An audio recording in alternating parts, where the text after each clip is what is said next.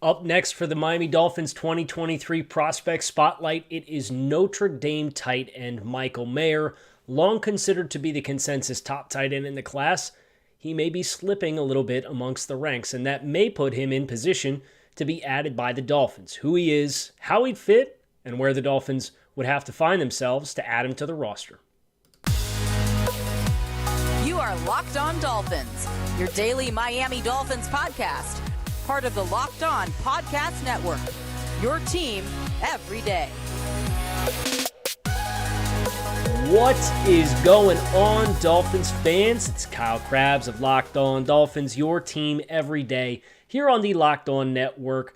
I'm Kyle Krabs, your host here on Locked On Dolphins. We are continuing the tight end series of the 2023 Miami Dolphins Prospect Spotlight, taking a look at Notre Dame tight end Michael Mayer. It has long been considered that Michael Mayer would be the first tight end off the board, but the closer we get to the draft, the more it seems that status may change. And if it does, it may mean that Michael Mayer may end up being a sleeper candidate to be added to the Dolphins. I would not at all be surprised if Michael Mayer, if it was all said and done, ends up being the third or fourth tight end drafted out of this draft class. So we're doing our due diligence here on Locked On Dolphins. I appreciate you guys for making Locked On Dolphins your first, and in this case today, your second listen of the day, because we are doubleheader shows today here on Locked On Dolphins. We did Darnell Washington, the tight end from Georgia, this morning. Michael Mayer this afternoon. We are going to continue pushing our way through this tight end class. I want to thank you guys who make Locked On Dolphins a part of your day. I'm Kyle Krabs, lifelong Miami Dolphins fan, your host here on Locked On Dolphins, also the co-host of the Locked On NFL Scouting podcast with the Draft Dudes, team building every angle, free agency, draft, salary cap, trades, roster construction, you name it. We got it. We love it. We're having a good time here on the Locked On Network, and I hope you are having a good time as well. So in the spirit of what each one of these previous shows has been, we are going to dive right in with Michael Mayer. Who is Michael Mayer? The player. Let's start there. He checks in at 6'0" from a height perspective. That is 6'4" and 4/8 of an inch, or 6'4" and a half. 249 pounds. He has 31 and 5/8 inch arms, 9.5 inch hands. And at the NFL Combine, he ran a 4.70 40-yard dash, posted a 32.5 inch vertical jump, a 9'10" standing broad jump, and did not participate in the agility drills. Michael Mayer, this was one of the players that I, throughout the course of my time with Draft Network this fall, did the deep dive on in November.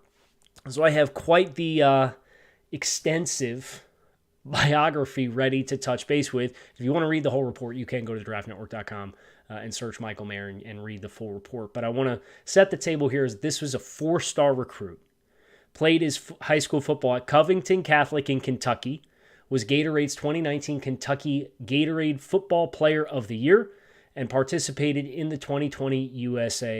Army All-America Bowl. He's a two-way player in high school who earned accolades as a top 50 recruit, received offers from Alabama, Georgia, LSU, Michigan, Ohio State, Penn State, Texas, pretty much the who's who. Committed to Notre Dame. As a member of the Irish, he has been a 3-year featured player. He has over 180 career receptions. He set the program record for most receptions by tight end and was third in program history all time. Tied for third for receptions as a tight end. It's pretty impressive. His pedigree is cerebral play. A lot of intelligent moments in Michael Mayer's film that we are going to go over when we talk about how he would fit with the Dolphins. But let's talk about Mayer from a production versus a projection standpoint, because when I think about who Michael Mayer is, that's really what this all boils down to. Michael Mayer played for a blue blood program in Notre Dame. Stepped foot on campus and was the big dog tight end, the next big thing for a program that has produced a ton of highly productive tight ends that have gone on to have success in the NFL. Mayer has long operated with the assumption, because of his platform with that program, that this was runaway tight end one. And if I were evaluating for all 32 teams, Mayer would still likely be in that discussion. I don't know that he would be the shoo-in based on the physical components and skills of his game versus some of the others. And we kind of I don't say joked about it, but we alluded to it yesterday when we discussed Luke Musgrave, the Oregon State tight end, that teams are going to see the things you can't teach, the things you can't coach, the athletic components, and they're going to get excited, even if it means doing so at the expense of more high football IQ players or more pro-ready player or more polished players that can hit the ground running when they hit the NFL level. This is what I'll say about Michael Mayer. I think of all the tight ends, Darnell Washington, Luke Musgrave, Dalton Kincaid, Sam Laporta, I think Mayer's floor as an NFL player is probably the highest, and it's because he played at a blue blood program and was a featured member of the passing offense for the last 3 years. But when you think about that production versus the projection, there's some numbers here to be mindful of. His 31 and 5/8 inch arms are 7th percentile for NFL tight ends. That's not a super endearing number. As a matter of fact, that means there's very few tight ends since 2000 who have come through this draft process who have a shorter arm span, and that was a talking point that we had with Sam Laporta as well. That when you try to project him, being able to win at first contact is a challenge if you're going against 34-inch arm players and you have 31 and a halves. Now, there's other ways that you can mitigate that with pads and body positioning and flippers and all kinds of stuff. But here's where I take that red flag and I try to negotiate it as best as I can. He's above average athlete. His broad jump and his 40-yard dash were 68th and 66th percentile, respectively. So this is a modestly good NFL athlete at the tight end position who just so happens to not have ideal length. There are examples of other successful players. When you go to mockdraftable.com and you type in Michael Mayer, it will show you all of his combine testing, and it will show you all of the percentiles that he is measuring in at versus his contemporaries at the tight end position. On the list, on the left-hand side, it gives you the players who have passed through the combine process at the same position who have the most parallels in their athletic profile to that player. Not tape, not pedigree, not talent, just pure NFL Combine athletic profile. Statistically speaking, closest matched is X, second closest matched is Y. Hayden Hurst is the second closest matched on this list. Pat Freiermuth from the Penn State Nittany Lions is the third highest match on this list. Dalton Schultz is also on this list in the top 6. So half of the top 6 athletic profile matches are players who have gone on to have successful NFL pedigrees when overlapping their profile as an individual and an athlete against that of Michael Mayer. So while I look at Michael Mayer and I do acknowledge the length is something, especially for what the Dolphins are doing, that I would ping as a concern and something to be mindful of, I do find reconciliation in the fact that there are successful NFL players with this type of profile as who they are as an athlete. We're talking about Michael Mayer, the football player, not Michael Mayer, the athlete, here in just a minute. But before we do, the tournament is in full swing, and there's no better place to get in on the action than FanDuel, America's #1 sportsbook. It's because right now FanDuel is giving new customers a no-sweat first bet up to $1,000 in bonus bets back if your first bet does not hit. So go to FanDuel.com/lockedon and sign up today to claim your no-sweat first bet up to $1,000. And then you can wager on everything from money lines to point spreads to 3 scores to who cuts down the net and everything in between. All on an app that is safe, secure, and super easy to use. So don't miss your shot at a no-sweat first bet up to $1,000 when you join FanDuel today. Just go to FanDuel.com/lockedon to sign up. Make every moment more with FanDuel. Michael Mayer, the football player. As I said, I do have my draft network. These are pretty extensive notes. I'm not going to read all of them. But I'm going to give you the quick elevator pitch, and then we're going to go into specifics on some of the traits that I really liked, and then some of the things that are limiting factors, and then discuss, to close the show, where I think Michael Mayer is ultimately going to fall and what his realistic opportunity is and where he stacks as a fit for the Dolphins versus the other tight ends that we've already covered. Because we have let's just say we've covered a lot of ground already, which I absolutely love. And we're going to keep going. We're about halfway through tight ends. Notre Dame tight end Michael Mayer is a pro-ready tight end prospect who appears poised to be an impact player at the NFL level. Mayer's been highly productive throughout the course of his career at Notre Dame, pairs size, ball skills, physicality, and surprising versatility to offer a complete package to an NFL team fortunate enough to secure his services.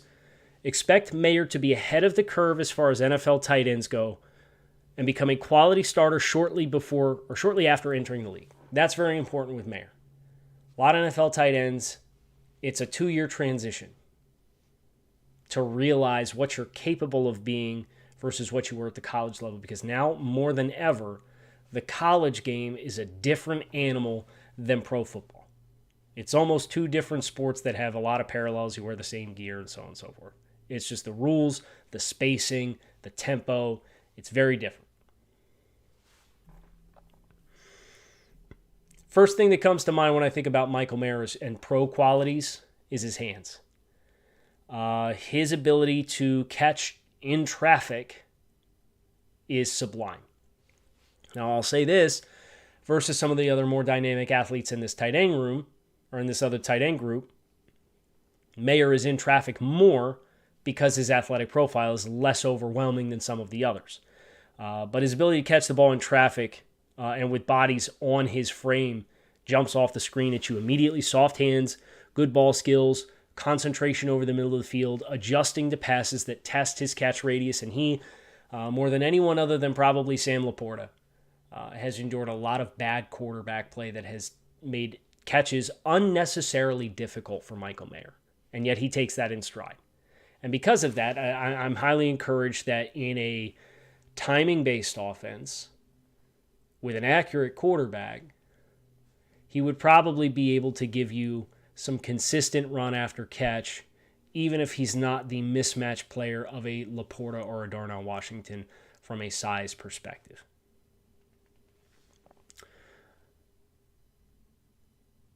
Route running shouldn't be undersold for Michael Mayer. He's deliberate with his releases and shows effective salesmanship to nod his head at the top of the route before triggering into his break to facilitate false steps from defenders. Mayer releases from inline alignments effectively, avoiding traffic to squeeze through congestion and stay on schedule. He also logged wins from the slot and even when isolated on the boundary sparingly.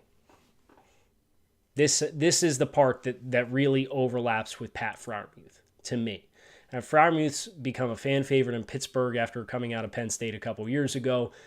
A lot of dirty work catches, not going to go up over the top, not going to create a lot of big plays, but if it's third and long and you got to hit something over the middle or you got to need a clutch catch and you need to go somewhere else because the other guys are getting attention or the spacing happens to be in the middle of the field, he's a guy who's going to make a play. And that's generally how I also perceive Michael Mayer. Now, I also think that complements quite well what the Dolphins need as far as a receiver in this offense. Because Mayer is not a mismatch, beat you early, primary read type of player at the NFL level in my mind. I think from a ceiling perspective, you think about what Jason Witten was able to be for the Dallas Cowboys, and he obviously became a lot more of a volume receiver than we're probably talking about with Michael Mayer, at least in this iteration of the Dolphins offense. And I think that embodies the ways, if you remember Jason Witten, a lot of moving the sticks, a lot of stuff underneath, soft spaces in zone. The challenge, of course, is what's the ceiling and what's the opportunity cost with investments that you would have elsewhere. Now, I like Mayer quite a bit. He's not a infallible player. He was given the moniker Baby Gronk as a freshman at Notre Dame, and that's not going to fly. As a blocker, I think he is sufficient to play in line. I don't think he shows the initial explosiveness with his hands as a number of the other tight ends that we have explored to this point in this series and in this process. The length, which we've already kind of acknowledged in the first segment of today's show, is something that is really difficult to reconcile. Now, he played inline a ton, and he played in slot a ton. I think those are the areas where you're going to rely on Michael Mayer at the NFL level. This is not somebody who's getting flanker reps in the NFL, even if Notre Dame did it from time to time. You wish he either had a little bit more juice as a runner, or you wish he had a little bit more juice as a blocker as far as power in his hands in short spaces. So either a little bit more wiggle or a little bit more power would really help Mayer, I think, live up to the expectation that has been carved for him for so long as the top tight end in the class. Now, I think with his football IQ and his intelligence, he's going to be able to mask a lot of that. But I don't know how well I trust him to reach block outside shade 3-4 outside linebackers on the front side of a wide zone play. If I got to run him out there, okay, then the back's probably not going to get the corner. And that's okay. That's part of the principles of zone is everybody's flowing in the same direction, and you use defenders' momentum against them, and the back reads the blocks to find the lane and pick through to explode up through. But the foil and the contrast of him versus Washington and what Washington's able to do as an inline blocker to win the edge, that's why when we did the Darnell Washington show yesterday, we really pounded the table for this, or this morning, we pounded the table for this is the guy. And I still feel that way even when introducing Michael Mayer to the discussion. Now, if Michael Mayer were to find himself in this class or in the discussion for the Dolphins, how would I have him stacked up? That's a great question. That is one of the things that we are going to discuss next here on the show as we bring this Michael Mayer discussion to a close.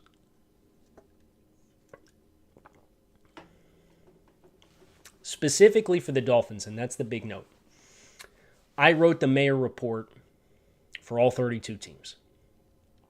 I restudied Michael Mayer for the Dolphins. And I like him, but I don't love him. He's not above Brenton Strange, and he's not even the second tight end out of the 5 that we have done. We have done in order Brenton Strange, Sam Laporta, Luke Musgrave, not in order that I did them. I don't want you guys to roast me after the Sam Laporta birthday snafu yesterday. We did Brenton Strange, Luke Musgrave, Sam Laporta, Darnell Washington, and now Michael Mayer. 5 tight ends that we have on the books right now. He's not 1 and he's not 2. He checks in at number 3. I don't want to give away too much, but I think you guys have probably picked up on the vibes that I've been putting off with the names that I continue to mention versus the names that we've done that I maybe have not mentioned, and those are probably the names that are towards the bottom of the list. Washington is 1, top shelf, by himself, far and away a tier. The tier 2 tight ends out of the 5 that we have collected thus far are Sam Laporta and Michael Mayer. And I think Laporta for this offense, because he is more of a dynamic athlete, while having the same concerns as Mayer from a length and extension skills perspective, and playing in another blue blood program that has really gotten him to be a high football IQ character. That's enough of a separator for me. They graded out very closely. And what I did, and I really enjoyed this, I took all of the traits that I've been using for years and years and years to grade for all 10 teams, and I refined them slightly. And I ordered them in order of importance for the Dolphins. And the 3 premier traits at the tight end position are football IQ, center of gravity, aka balance, being able to leverage, and versatility. On the tier 2 bracket, you have hands, run after catch, and length. So if you foil Mayer versus Laporta, Laporta has an edge in versatility, and he has an edge in run after catch ability. They both grade as below average in the length component, and that's why they will not sniff the tier 1 discussion as far as candidates for the Dolphins. But I think Laporta actually has an edge in 2 of the 10 categories that I'm grading these tight ends on that are specific to what we are expecting the Dolphins want out of their tight ends based on the history of the offense and what was shown to be limiting factors this past year. So if I told you I had Sam Laporta graded above Michael Mayer for the Dolphins, that might surprise you. I think there's other teams out there that would probably, the Cowboys are a team with letting one of the comparables to Michael Mayer walk this year is maybe a better example of a team that might want a replacement for Dalton Schultz in a Michael Mayer versus a Sam Laporta. But if I think about what Miami is offensively, what their identity says they are trying to be, I think there's enough there that I personally would rate Laporta as a better fit for the Dolphins offense than Michael Mayer. Now, if Michael Mayer were on the board, I have him on tier 2. If he's on the board at 51, I wouldn't sneeze at it, and I would certainly give very, very, very, very, very strong consideration to taking him. I probably would. If you told me Mayer was the top tight end on the board at 51, I would probably say take Michael Mayer. There's enough there, and interestingly enough, a player that we found out that the Dolphins were interested in, Irv Smith, kind of came in with some comparable athletic profile measures to Michael Mayer. I'm pulling up Irv Smith now. He was 6'2.5", 242. Ran a 4.63, so a little bit faster than Michael Mayer. His arm length was 31.5. That's 6th percentile. It's shorter than Mayer's. So they were plenty interested in going after a short arm tight end who was an NFL veteran. Now, Irv Smith just so happened to pick the Cincinnati Bengals and said it was what he felt was his best chance to win a Super Bowl. Air quotes there, whatever. Like it's not, doesn't matter. The win here, in my mind, is that the Bengals added a tight end that might potentially prevent them from feeling boxed in to have to take a tight end in the first round. Because remember when we did the Darnell Washington discussion this morning, we talked about the dream scenario for the Dolphins is you get through the first round and one tight end's off the board and his name's not Darnell Washington. And maybe it is Michael Mayer to the Cowboys. But if Darnell Washington goes, I certainly would be receptive to adding Michael Mayer to this group.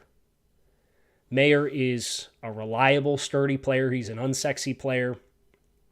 But as far as the passing game goes, I don't think he alleviates your biggest issues in the run game. But I think from a passing perspective, it's the right kind of complementary player that is going to excel with limited opportunities when teams overcommit to taking away the best things that the Dolphins do offensively. So that's Michael Mayer. Third out of the 5 tight ends that we have graded thus far, specifically through the lens of the Miami Dolphins. I think he's a really, he's going to be a good pro. I don't know whether that slide is going to happen, but the last thing I would leave you with is this. We kind of heard rumblings back in January of big media who usually carve their evaluations through grading players, but do their early rankings through what they hear from teams. There was a lot of buzz that Mayer was tight end 3 or tight end 4 in this class. And that Kincaid had a lot of supporters over Michael Mayer. And potentially Darnell Washington and potentially Luke Musgrave had a lot of supporters over Michael Mayer because of the unsexiness. And that's how a player like Mark Andrews falls to 86. So you might hear or see the title of this show and say, well, he's not going to be there. You never know. It's why the draft is the draft. And that's why we're doing all of our due process here on Locked On Dolphins, which is why you need to make sure you don't miss what we have coming up next. We are going to continue working through the tight ends here on Locked On Dolphins, your team every day. Appreciate you guys for checking out the show. You can find Locked On Dolphins on YouTube or wherever you listen to your favorite podcasts. Fins up. Keep it locked in right here on Locked On Dolphins. Appreciate you guys checking out the show. Make it a great rest of your day. I'll talk with you again on Thursday.